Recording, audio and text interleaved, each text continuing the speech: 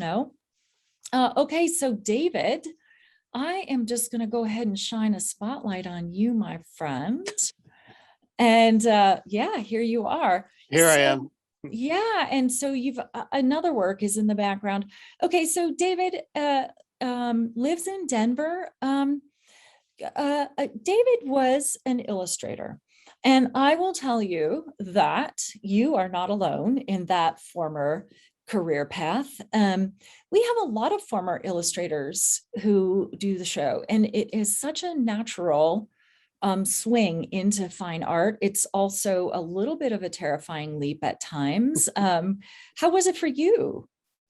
Early on, it was just as terrifying as you say it was, but I did manage to find my niche with these kind of retro vintage cowboys, and then here I am now. So I'm on my way. Yeah, But yeah, where did this idea come from? it was I was when I first started the fine art route. I was doing landscapes, and I was doing these kind of vintagey snapshot sort of things, and I was kind of all over the place. And just as a lark, I found this old vintage photo of this cowboy, and I thought, this looks like fun. This looks like something I could just, I don't have to answer to anyone. I'll just put some stuff together and see what happens. And using my design background, I just started putting different elements with the vintage cowboy.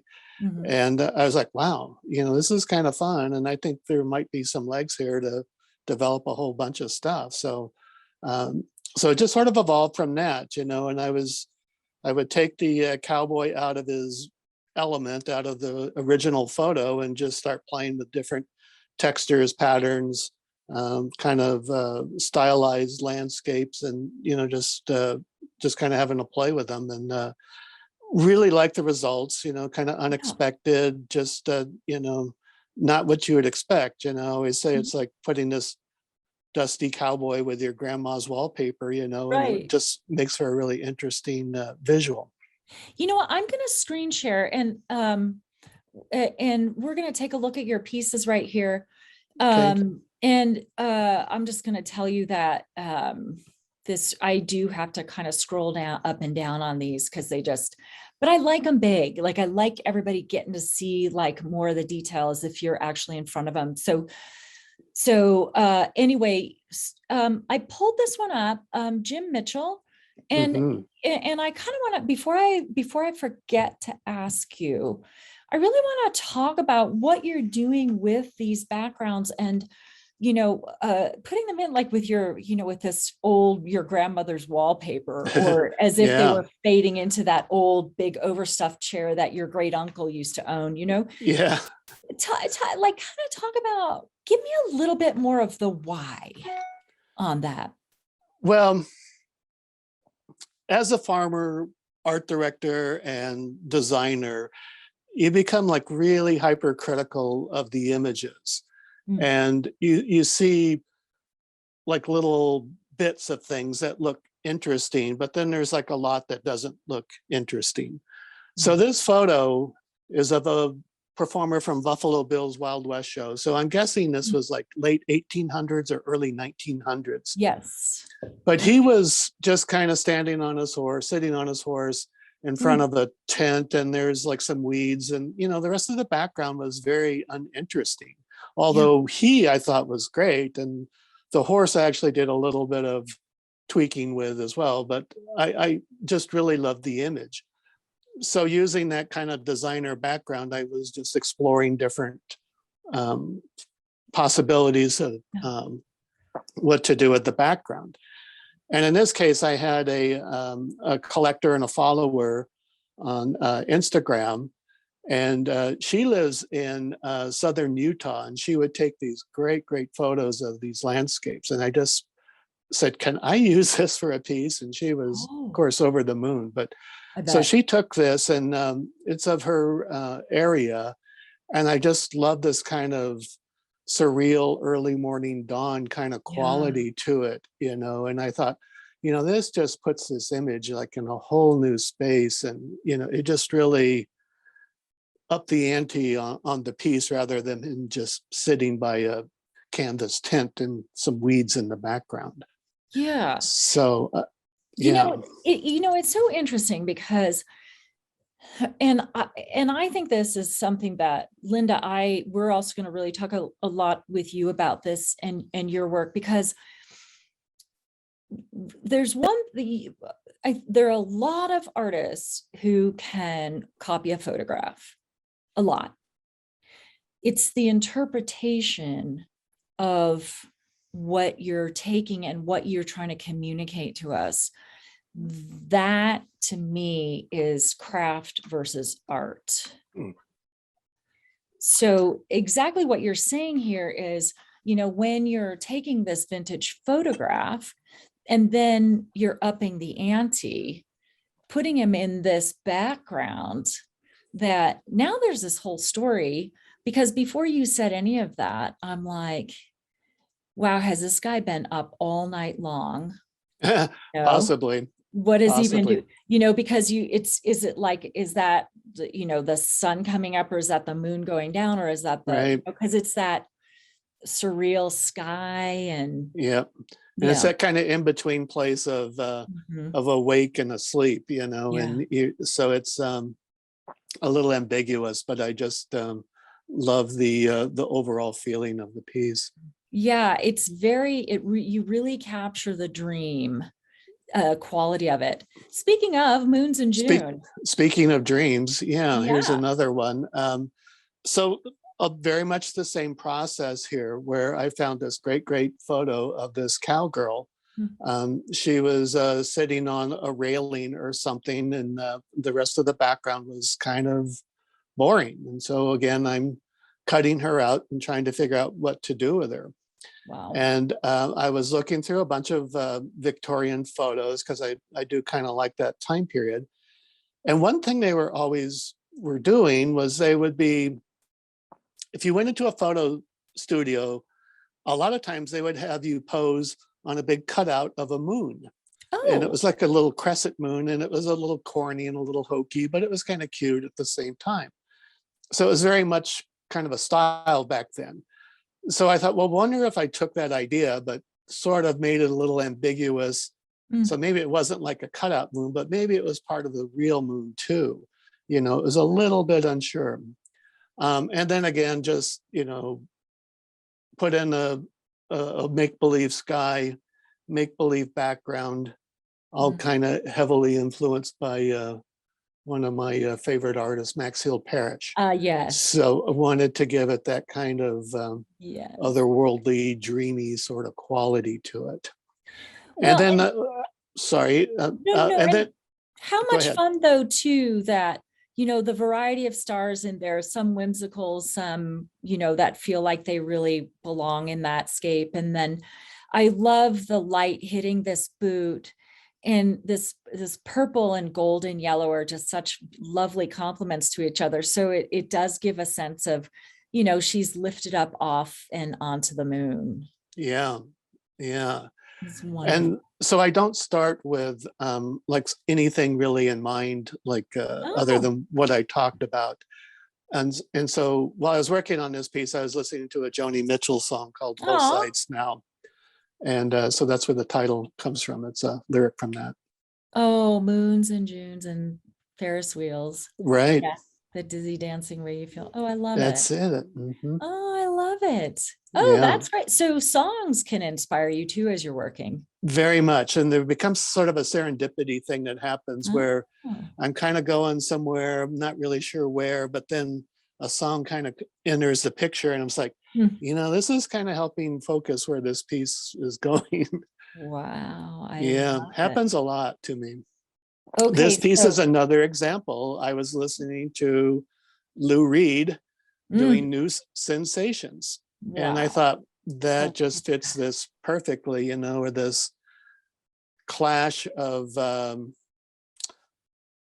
it's sort of the old world meeting the new world, and again, took those great vintage photos, started figuring out what I wanted to do with the background. And I thought this would just make for like a really fun play of this new technology kind of racing by the old ways here.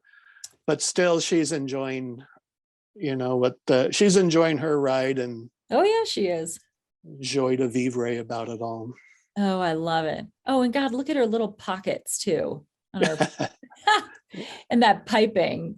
Every little detail that you add in here, but I think more importantly, it's probably the details you leave out. Oh, right? Yeah. Yeah. Uh-huh. Now the duelist, and this is a diptych. Yeah, they have it. They should be facing each other, Yeah. because they're dueling. They're about ready to draw it out here. Wow. And this is another one where he's really kind of either coming into or fading back away Mhm. into the background here, but just really wonderful. Oh, and then you leave some unfinished, so you have that kind of frame around it. Yeah, and that yellow, I start a lot of my pieces with that kind of yellow ochre color, and then paint Oh, everything on top of it. oh, And I've been leaving a lot of those areas just kind of as they are, and oh, there's something about that color that just really appeals to me. yeah. These two in particular to me have that real NC Wyeth kind of, where you're sort of bringing in a little bit of the illustrative, side of you, but just kind of creating this whole storyscape with it. Yeah. And here's our other guy Yeah. so he'll go on the left. Uh-huh. Yeah. And they're both, yeah, ready to go. Ready to go. Well, and there's also, I'm not thinking that, or I don't know that you're actually thinking about this, but these works also have sort of this kind of Japanese sort of feel to them as well. The old, the invitations that they would do and all of that kind of work that they would do that, almost the kimono and then just roughing in the line and yeah, that Japanese design and illustration has appealed to me, and I've looked at it and I haven't been able to do anything with it yet, but I keep thinking I have a desire to want to bring some of that in. It's not just American designs that I'm interested in, and there's a piece that is in the show, but it's not on your website, that's Art Nouveau kind of oriented. And there was also some Japanese style design in the original piece, but I didn't like it and painted it out. But I am interested in those different designs, and Japanese design I think is especially interesting. I like that graphic quality of the Japanese design. Well, it's like you can't help but be influenced, right? Yep. Yeah. Okay, yep. David, go nowhere. But I'm going to mute myself. Okay, good. Linda, you're up to bat. Let's do this. I wanted to tell you that I too have been an illustrator. I did illustrations for the second edition of How to Know the Spiders. Oh my gosh. A long time ago. A little different from what David has been doing. Yeah. Yes. Yes. Well, you do a lot of writing too, don't you? I do some when I have to. When someone holds a gun to your head. Yes. So Linda, up in Laramie, Wyoming, how is it up there? Is it blowing? And not today. It's been blowing. It was quite a windy drive down to Denver on Tuesday. Yeah. Right. Yeah. Okay. Well, I'm going to pull up a screen share and pop on over to your page on the site. And let me see. Here you are. And this is McGill's, right? Yes. McGill Lane evening. Yeah. So I'm gonna confess something here, Linda. I have loved your work forever. And when I called you, when we discussed having you come to the Core Show, and this has been many years back, and when we discussed that, my hesitation was, these paintings are so quiet. I'm afraid they'll get drowned out. Like the voice is so soft and subtle. And the opposite has happened with your work. In fact, I mean, I think people just really, I see people come to your work and just stand there and breathe. Like they just, it is just really an interesting thing, because throughout the show, I will kind of quietly, try to come in incognito and watch people and listen to what they say. And your work, I will see people just kind of, the voice is kind of lower and they breathe. And so it's just been really nice. Oh, good. And I'm wondering, and I think you're one of those artists too, that, I say this about a few artists in particular, that when you look at Linda's work, you have met Linda. And so I'm wondering, for people who are listening and watching, if you would talk a little bit about your Thanksgiving tradition. Oh, with your husband. yes. Well, I do the whole Thanksgiving dinner, the turkey and dressing, my grandmother's recipe, and a couple of pies and cranberry sauce and everything. And we pack up the best plates and the sterling silver, and we go out and find some nice windswept place, and we eat our Thanksgiving dinner in the front seat of our car with the dogs in the back. Yeah. It's just, I absolutely adore that story. I love that. It's so, Yeah. last night when I was talking to the artists last night, and part of the conversation was really, really knowing your subject matter and understanding it. And I remember my dear friend Len Schmiel, who's one of my favorite landscape artists. Mhm. He said to me one time, because he's a master gardener and a vintner and lives off the land. And he said, well, Rose, if you're going to paint the land, you got to get your hands dirty. Yeah. And I feel like that with you. And I'm wondering if you would talk about, let's talk about these paintings, and let's talk about the inspiration for them. And let's start with McGill Lane. This was, I was kind of fighting the darkness, but I just, every once in a while, I'll look out the window and say, well, out in the western part of the Laramie Valley, the light's going to be good, and I'm getting itchy, and I'm just going to go out. And I do take my camera and my little notebook and just search for, it's just, you have this viewfinder in your brain that's looking for a good image. And so actually, this is the one time I went out and I needed some more understanding of the place. So I went out again and I ran into the landowner who was blocking the road, talking to somebody. It's way out, kind of on a dirt road in the valley. And actually behind you in this painting was a mowing machine where they had stopped mowing the roadside, and we're going to get to it again the next day. So wow. I had a little chat with Mike McGill, who owns a lot of land around here. But yeah, it's just a road. It kind of peters out a little past this, going into the foothills of the Medicine Bow Mountains, and darkness is about to fall. And there's this one willow standing there on a ditch. Little fence line with a few sunflowers, and you can kind of see where the mower has ceased. A little. I like those little subtle hints of human activity. Right. Don't dominate things, but they're people interacting with this place. Yeah, which is just such a big, open, windy place. But if you know how to live in it, like packing your Thanksgiving dinner and driving off somewhere. Well, we have the privilege because we live in town. Oh, gotcha. So rising moon and singing ice. Oh, look at just how that is all so gently flowing together. So tell me about this. Uh, can I read you something you talked Yeah. about in writing? Somebody asked me to write something about this, and there's a short paragraph.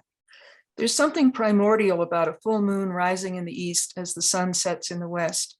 Here, the fading glow of sunset still colors the sky and reflects in smooth, newly forming ice on a prairie pond. The ephemeral blue shadows of Earth's western horizon will keep rising until it merges with the night sky. And as though to remind visiting humans that nature is full of mysteries, the ice makes startling, otherworldly sounds as it shifts and strains in response to the changing temperature. Oh, So wow. there's, just to get technical about it, there's a wonderful website called Time and Date, and you can look up the times of the rising and setting of the sun and moon. And so I was prepared. I thought, okay, there's going to be a full moon. It's going to rise tonight at such and such a time in Mm. such and such a direction. Where can I be to watch it reflecting on the water? Oh, wow. Wow. Cold feet and all, I kept walking around the pond until it had risen just enough to where I wanted it to be. Well, and I like that you get in that about the ice and the sound that Yeah, it's a adds little hard to explain, with just the title of the painting, but no, but I think, yeah, because you create that slickness and but the title is, oh, that's just so lovely. This is one of those, I'm just going to breathe here for a minute. So you go about what you're doing and I'll be right back after I breathe. But, oh, that's just gorgeous. oh, thank you. That's amazing. And Dusk on a Prairie Pond. Let's pull this one up too. Yeah, so this one, is this about is this close to the other one? It's close. It's a different pond, but it's quite close. Yeah. Mhm. Yeah. Yeah. And you're looking in a little different direction. You're looking south on a different day. But Mhm. yeah, one of the places one of my go-to places when I want to, just a quiet scene with some water in it. Yeah. When did And these there are a few paintings? almost invisible cows in there in the distance. Yeah, right. I see them right in the back. Yeah. Yeah. Yeah. So what would you talk briefly about, and then I'm going to jump over to Patty, but will you Yeah. talk a little bit about how this developed, this style of painting? Because you've been painting for a number of years, many years. Yeah, would you talk about that?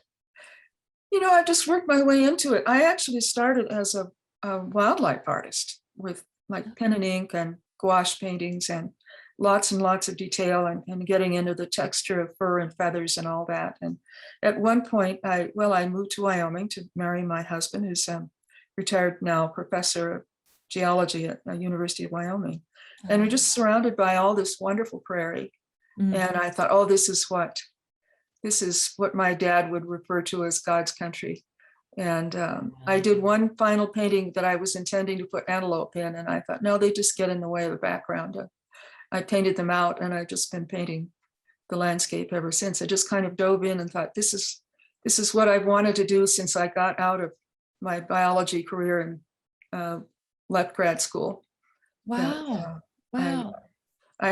I was working on a project in northeastern Utah, and I thought, oh, all the good scientists I know are thinking about science, and I'm just looking out across the Green River, thinking how I want to paint these open spaces. I have no idea how to do it, but someday I'll do it.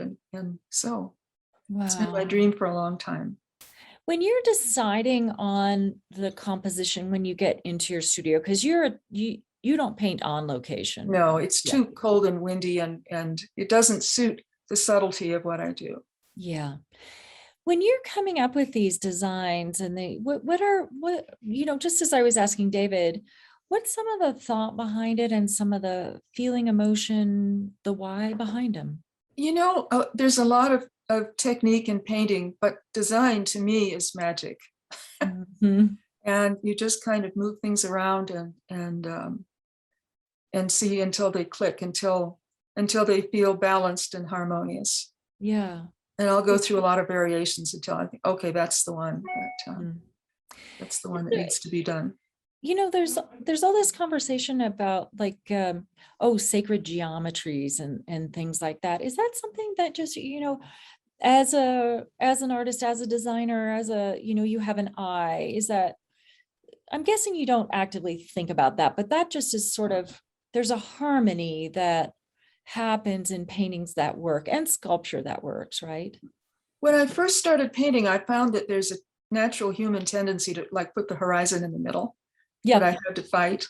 And now I think, well, yeah, sometimes I will put it in the middle if I want it there for a Mhm. reason to have those two elements interact with each other in a certain way. But you just have to be aware of that. But no, mainly it's just what feels right. And Yeah. and that goes. We lived in what was then West Berlin for a year, and I got the chance to go to the great museums there and just hang out. I could take the subway and just spend the day looking at Rembrandt and the Dutch masters. And Oh, I got to think, well, okay, what if this painting were different dimensions? What if the horizon were further up and further down? What if you took out those figures? I really didn't get any painting done there much, but I really got to look at those things and think, well, what really works? And then that gets kind of more on, it gets incorporated into your subconscious more than into a formula. yeah. It's interesting. So my friend Gary Schombacher is on the call, and he is a published writer, and he's just a wonderful, wonderful writer. And we talk shop in this way, but there are all these things that have to go into good writing, essentially line, texture, shape, design, right? It's a lot of the similar things. Yeah. But then you have to kind of put them out of your mind. But it's also a thing that once you have that in your head, like going through all those museums and just really dissecting and thinking, what if I did this or that? You can't undo it anymore. And now, Yeah. so now you just drive out in the landscape and you're like, no, honey, you got to move the car. We're just not looking at the right view. Yeah, my husband's looking over my shoulder here, and he knows that I mostly go out by myself. Yeah, right. Just Yeah, because to get that concentration. yeah, And to get the feel, I'll just find a landscape that gives me that feeling of space. yeah. And I'll think, well, okay, how can I convey that? How can I find the cues that your brain will still see looking at the painting, Mhm. that you may not even be aware of when you look at the painting, that Oh, like the size of the grass receding off, or how mm, much of the tops of the bushes can you see? Just all those things that give you a feeling of space are mhm. what I'm looking for. I wonder if Like, I that's don't want it to be a wall. I want it to be a space going off yes. forever. Oh, you do get that. You know, It's I hard. yeah, no, it's really hard. I hope people will get that. That is really hard. And again, and you, just like David, it probably, the magic is in really what you leave out. Oh yeah. Yeah, Oh yeah. yeah. Okay, Linda, Thank you. stay put. I am glued here. Good. I'm glad. Patty, you are up to bat. Hello. Hello. All This right. has been wonderful listening to this, because I'm sitting here nodding. Yes, right. Yes. So Patty is in her home in Golden, and yes, this is like, you practically live in a greenhouse. You and your hubby have such green thumbs. It's still Well, like, we have trees in our house. yes, it's amazing. Yeah, it's absolutely amazing. It's always just so calming and refreshing in your house. Lots of oxygen in there. I need it. Yeah. Killed off a lot of brain cells in there. with all your carving. Yes, Yeah. I'm sure you have. I'm sure you have. So, Patty, I think I'm going to do the screen share too. And while I'm queuing that up, I think it's interesting. I don't know if a lot of people know this about you, but you worked for an airline, and you had kind of a demanding job. and then got connected with a carver. And it was years and years ago. And was it kind of stress relief or? That's exactly what it was. I was in reservations and they always thought that you were just some computer or operator or whatever. Uh-huh. And they talked to you as if you were not a person. So when I took up carving, that gave me just a release, and I found that I really loved being in that spot where time just flew. I could be working on one feather for 5 hours and not even realize it. Wow. So I know. So I don't normally work on one feather for 5 hours Yeah, right. anymore. Hopefully I've grown a little bit as an artist, but Right. I'm still in that mindset where when I go into the studio, that's my fun house. Right. I love what I do and I get to play all day. Right, right. Now, also, I really want to get to this too with you because you carve, which is reductive process, and you sculpt in clay, which is an additive process. Talk about is there a brain switch that happens when you do that, or is it just you just do it? I think as an artist, your mind has to be flexible. In that, like when Linda and David are painting, they have something in their head that it's already there. And luck smiles on prepared mind. So Yes. the more you know, the more you can bring into your technique. Yeah. So yes, they are completely different spots where if I've been sculpting for a long time and, adding clay, and then I go and start a piece where I'm carving and reducing, there is kind of a switch where I have a day or so that I have to take it slow at first. Oh. Because I tend to be a little bit aggressive when I'm carving or Shocker. So I do have to, that first 1 or 2 days, I have to, and I know this about myself, I have to say, no, wait, stand back and look. Yeah. Because if I don't, then all of a sudden I've got a toothpick that goes in the fireplace. So Interesting. Yeah. Yeah. Which was there was probably a little bit of therapy in there. It probably felt good to just, yeah. Always. There's also, when you were talking about music. Yeah. That is kind of the same thing where you're taking your piece. Anybody can play Mary Had a Little Lamb, but you put it in a virtuoso's hands. He's an artist, and it's going to bring tears to your eyes. Yeah. So that's what David and Linda's work does for me, in that I see the artistry, but I also see they're maestros. Yeah, I would agree. And I think too, there's something about when you're creating work that trips over that line of fine craft, which you all have the fine craft part down. When you head into that part where the beauty is in what you leave out, but the beauty is also that you've put yourself fully into this work.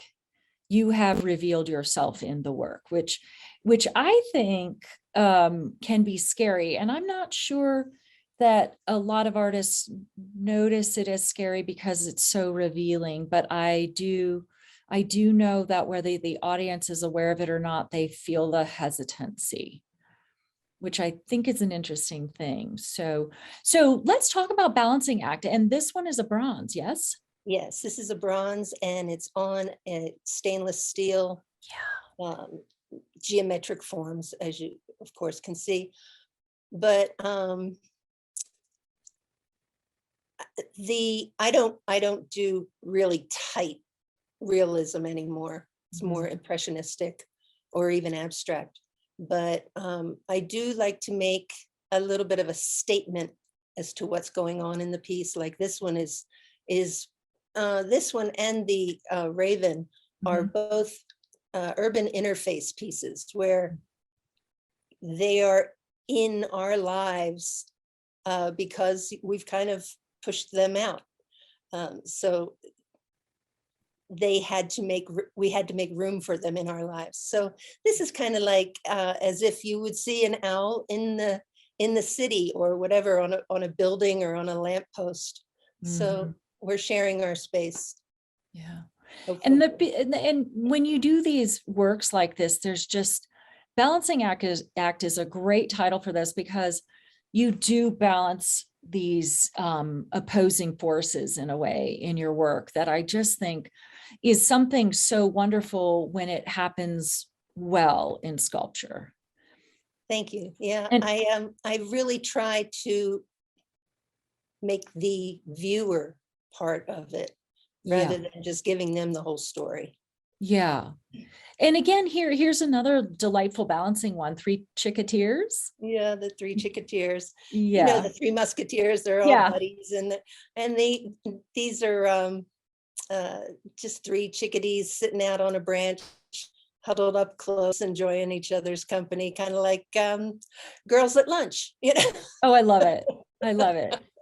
Yeah, I love it.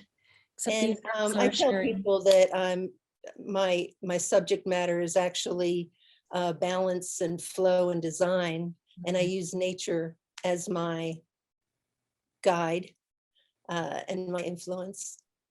Well, and you almost on some of these, I'm going to grab these that where you have this swooping form, because they really do, Gandalf, and they really do in an interesting way. You have this solid, static thing of a bronze, but they add a feel of swoop, a feel of motion. Thank you. Yeah. Also, I try and break the plane more or less. I could have just put this up on that base you see, Yes. but I wanted to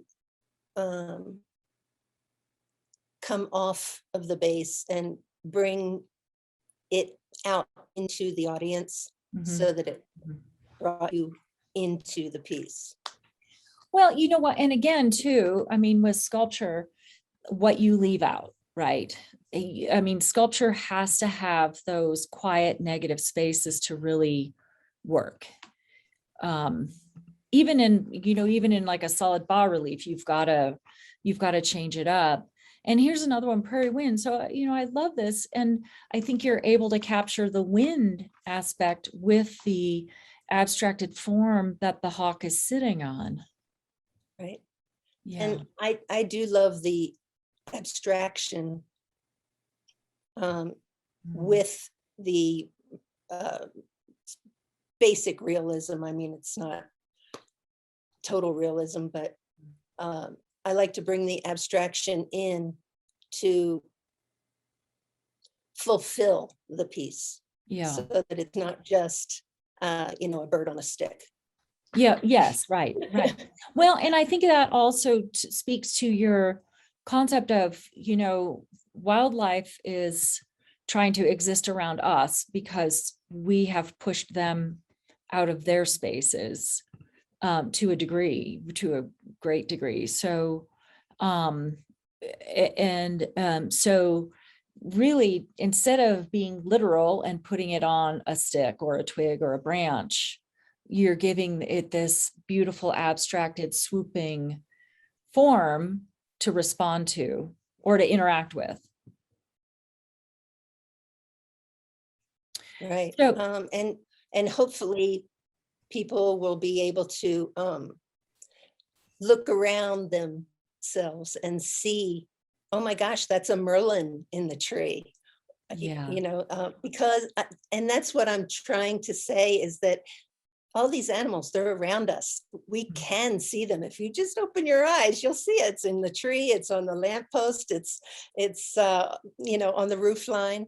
Right. They're all around us. So talk about this piece a little bit, and I'd also love for you to tell us about any, like, your research and your understanding of these birds. Does that play into how you design the whole concept of the piece? Always, always. I want the animal to be very recognizable, Mhm. but not so detailed that that's what you're caught up in, as in every little eyelash and, oh, it's so realistic. No, I don't really want you to do that. I want you to see what you would see across your driveway. Mhm. That's about how much detail you would see across your driveway. Not too many people can hold them in their hand. So, Right. so yeah, the anatomy, of course, is critical. Mhm. And that's just from years and years and years of reference and Mm. research. Yeah. Because I volunteered with Raptor Education Foundation and Nature's Educators. And Oh. so I had a really great reference material Mhm. offered to Mhm. me. Yeah. So how do you pick subject matter? What makes you say, I want to do an owl. I want to do what is the impetus? It really depends on what I'm working in. If I'm working in marble or wood Hmm. or bronze. So the wood, it kind of tells me what it wants to be. Oh, because you work in wood. Talk about the wood a little bit. We don't have any this year, but we have in the past. So people familiar with your work, I know but you use those burls a lot. Or is that what it's called? Yeah. Talk about, Yes, what it's a is that? burl. Okay, a burl it's an injury to the tree, and then the tree grows around it like a big Band-Aid. But that's Mm. where all the wonderful grains are. Because like on a redwood or a cedar, they're very straight grained trees, but you get that burl, and my gosh, that's beautiful wood. Wow. So once I get that burl, I'll spend a very long time looking at it and turning it and Mm. upside down, sideways. How am I going to get this? I've got one in my studio right now that, oh my gosh, it's breaking my head. But sooner or later, it'll reveal what it needs to be. Yeah. But then I have to kind of follow along, and it tells me what it's going to be. Interesting. So I'll see the piece of wood. I see the tendency of what it wants to be. Mhm. So I start getting into it, and I say, okay, this is definitely an owl, or yes, this is definitely a flamingo. Mhm. But then once I get into the wood, I never really know what's going to go on in that wood, because Really? it's old. It's been laying down on the ground for years and years. Because it has to kind of dry out, right? Yes, because my wood come from Washington State. Mhm. My brother-in-law used to get it for me. Mhm. The burls are trash. So it was in the slash and burn pile. And he would go around and pick up the Oh. burls for me and save them. And then I'd go up and pick them up and bring them down. So Wow. they're soaking wet when they're up there. Yeah, I In bet. fact, one of the pieces last year, when I was carving it, it had set for 8 years. And even when I got into it in the middle, my chainsaw was throwing water. Wow. Because Wow. because it was such a big piece, and it just takes a very long time for all that to dissipate. Yeah. Wow. Wow. Mhm. Okay, this always cracks me up. The our women sculptors, you guys are badass. Like, as I'm like hearing you, like I'm with my chainsaw. Yeah, we're not going to run across you in a dark alley. Let's put it that way. Hey, David. Oh, I'd run the other way. Yeah, right. Hey, David, and Linda, so can you believe it? We're getting down to the end, and I'm wondering if you would just take off your mutes, and first of all, I'd love to ask you, do you have questions or comments for each other? Please feel free to. Patty, yeah. I have one. For both David and Linda, I've noticed kind of similarities in your palettes for a lot of your paintings. Do you have just a set palette, or do you go off on tangents? I guess that's what I'm asking. Let me jump in here. If I could turn my camera, I would, but I must have 6 or 7 dozen tubes of paint over here.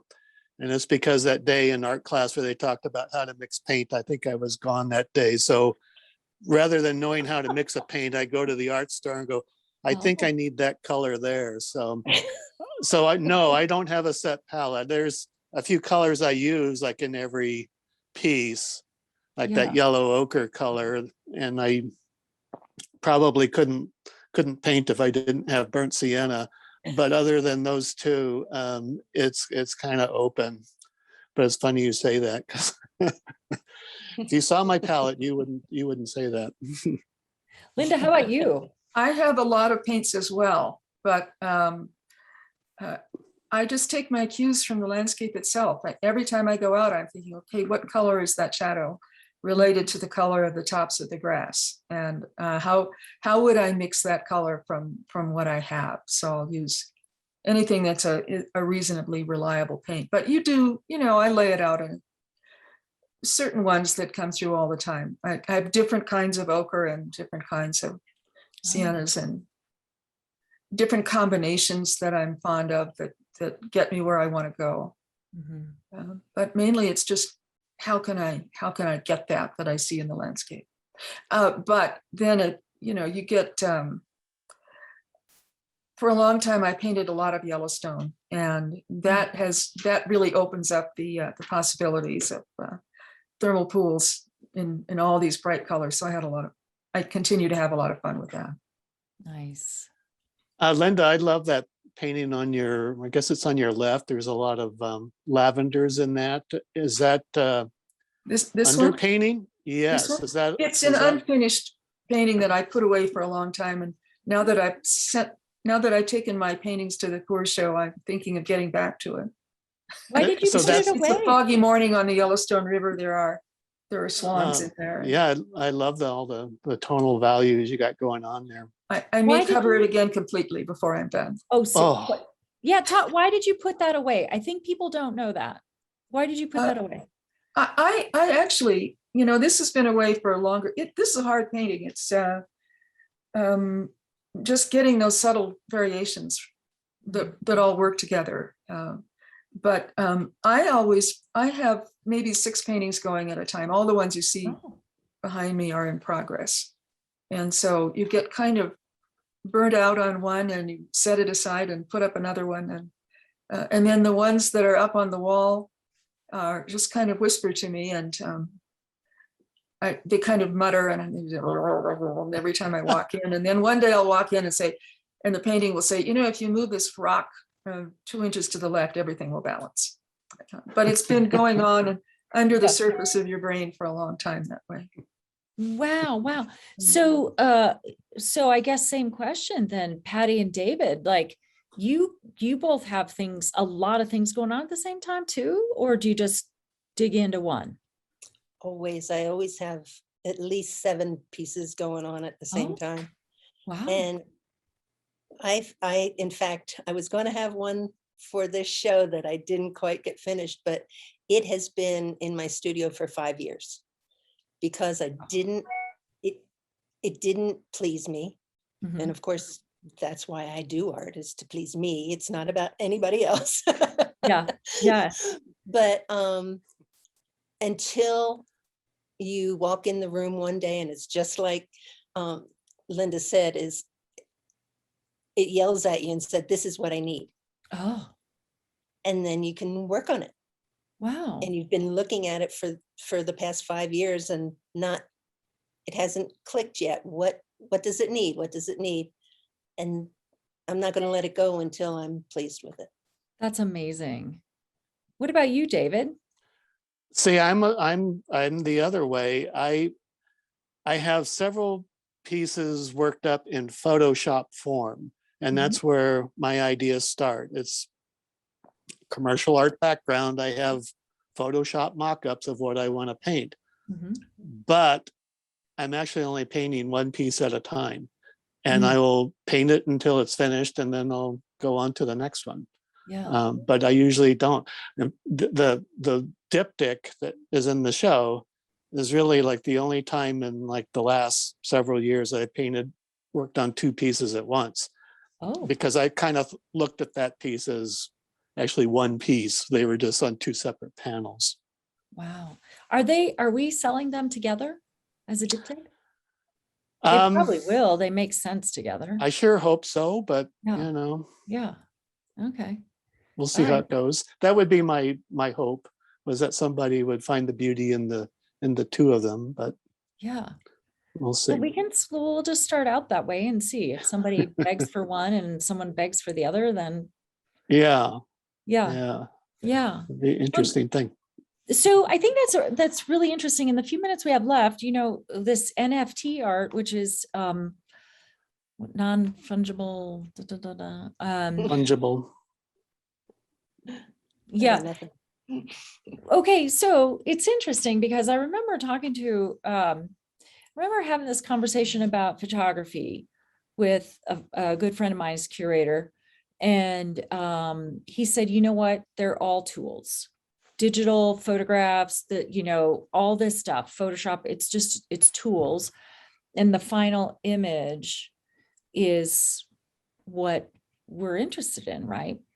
And so I think, when you're talking about your process of using Photoshop to kind of help you do this, I think that's a really interesting thing. And I'm wondering if you could kind of talk about that process just a little bit with using digital, and then it's all head and hands after that, right? Yeah, that's sort of the creative process for me, is in that Photoshop world. And it's that design thing that Linda was talking about and Patty was talking about too.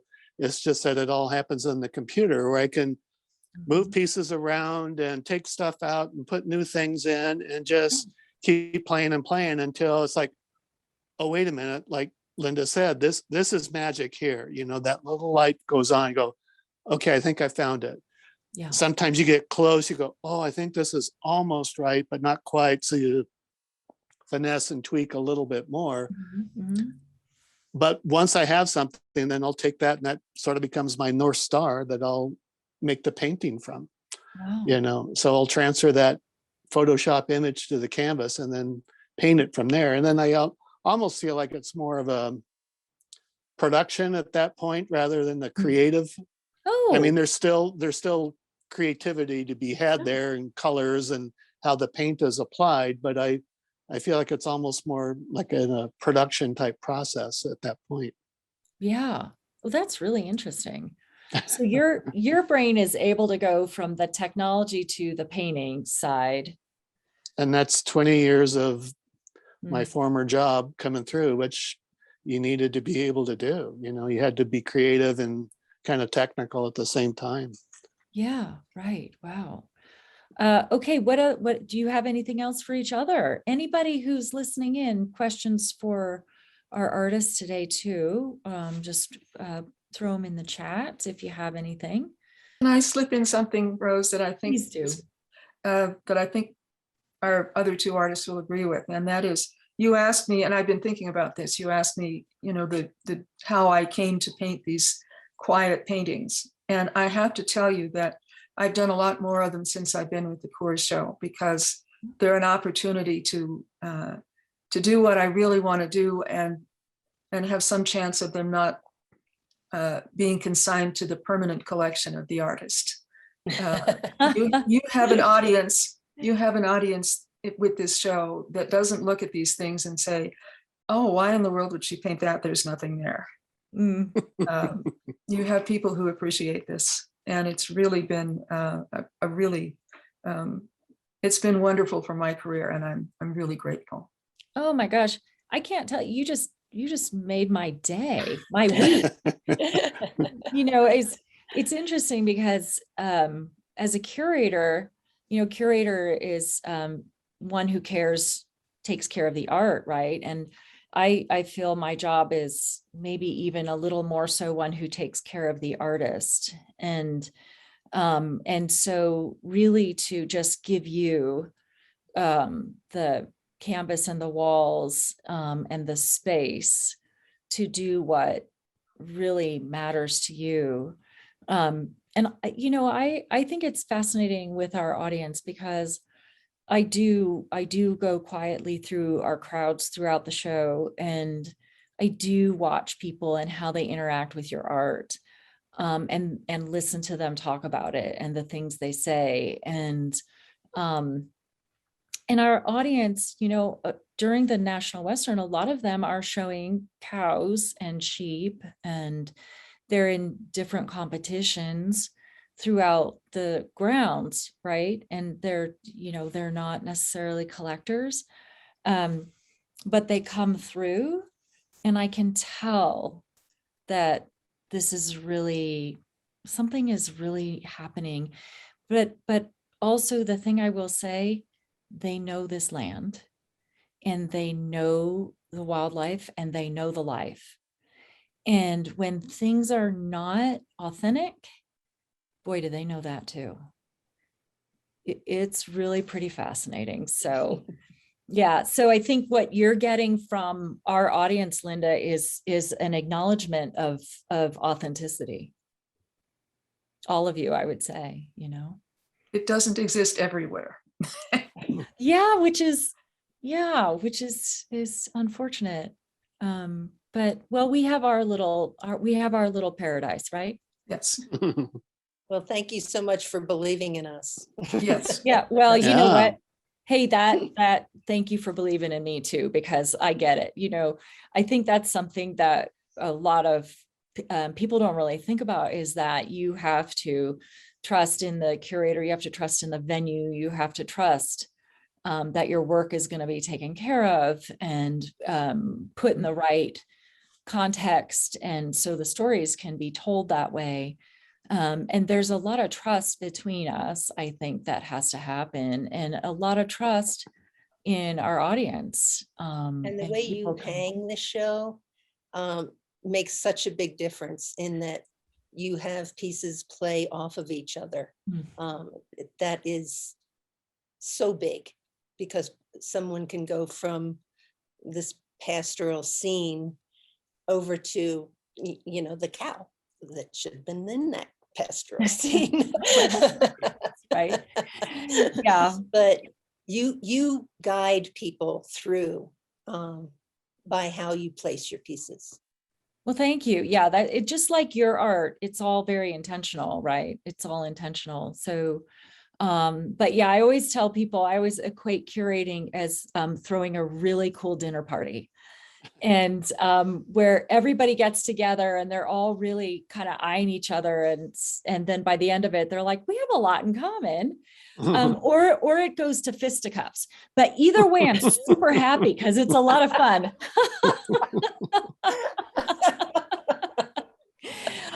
Oh my gosh. Okay, well, hey, 1 o'clock. Y'all survived. We did. Well, thank you, Rose. Thank you so all. much. Thank you all for being here. The work, I just want to let everybody know, we're going to start hanging on November 29th. The following week, we're going to be open for previews. And so just the schedule and the timing will be posted online. I know the Mad About Arts group is going to come through, and we've got other groups coming through. Artists, always bring friends through, come see it. It's quiet, lit, and then at the end of that second week in December, everything is shut down and locked, and then it'll come back out on January 3rd, and our gala is on the 4th. So, yeehaw. We'll see you there. So you all have a really wonderful Thanksgiving. Thank you. And we're going to resume the talks late next week. So yeah, I'm taking my son Frank up to Bozeman. He got into Montana State, and so we're going to Wow. go. Yeah, we're going to go check it out. So Yay. anyway, I will be back when we're back, and happy Thanksgiving, everybody. Happy Thanksgiving. Thank you. You Thank too. you. Thanks. Okay. I love you guys. Thanks for being here. Love Okay. you. Bye Thank bye. you. Take Thanks, care. everyone.